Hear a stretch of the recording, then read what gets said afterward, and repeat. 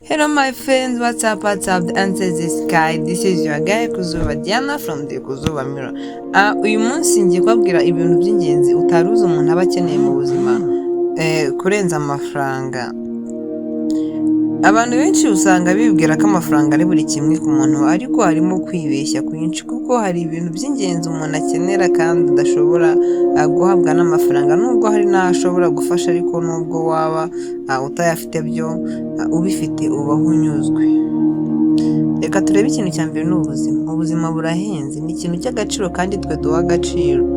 Ubundi amafaranga ntashobora kugura ubuzima, bityo ni ukubera iki utajya ufata akaruhuko kugira ngo wite ku buzima bwawe? Erega ni wowe wenyine murinzi w'ubuzima bwawe wenyine. Amafaranga ushobora kuba uyafite ariko ntabwo nyine yakugura ubuzima, nta nubwo yaguha ubuzima, ntibibaho. So rero ukeneye kwita ku buzima bwawe kurusha uko wita ku mafaranga yawe. Ikindi kintu cya kabiri ni umuryango. Umuryango wawe ni kimwe mu bintu by'ingenzi kuri wowe. Amafaranga ubundi ntabwo yagakwiye kwangiza umubano wawe n'umuryango, kuko amafaranga arashira ariko umuryango wo uzaguhora hafi.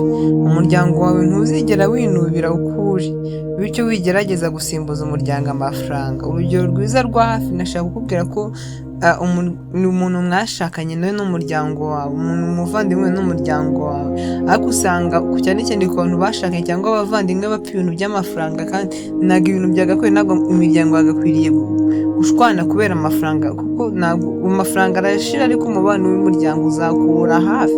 Ikindi kintu cya gatatu ni urubyaro. Ese amafaranga ashobora kukuremera umwana akaba ariyo mpamvu ituma uyarutisha abana bawe? Ndagira ngo nsubize, amafaranga yakubyarira umwana niyo mpamvu uyarutisha abana bawe. Impamvu utita ku bana bawe ngo uri mu kazi, ese ku kazi kakuzanira urubyaro? Ndashaka ikintu kimwe. Hari abantu benshi bafite amafaranga ariko babuze urubyaro pe, bityo wowe wari ukwiye kwishimira ko ufite urubyaro rwiza kandi udakwiye kurutisha amafaranga. Ahubwo wowe ujye ugerageza ushake umwanya uhagije wo kuba hamwe n'abana bawe. Wikwinginga umuntu cyangwa se ngo umwingingire guhora nyine, cyangwa mbese wikwigira umuntu uhora uhuze cyane ku bana bawe. Nyine wikwingingira abana bawe kugira ngo bumve ko uhuze, cyangwa ngo bumvishe nyine ko uhuze. Oya, wikwigira uwo muntu uhora uhuze, kuko amafaranga ntabwo azigera akuzanira urubyaro. Ikindi cya kane ni inshuti. Ubundi kugira ngo uzabone inshuti nyanshuti biravuna pe, ariko se kuki akenshi iyo abantu babonye amafaranga batangira kwiburisha cyane, ari nako bagenda bivana ku nshuti zabo magara buhoro buhoro?